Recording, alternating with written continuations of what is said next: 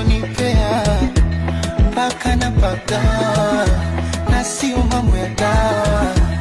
Wewe ni mtamu mwaya na unaga shombaya, ukinigusa tunalegea mwili wote teke teke.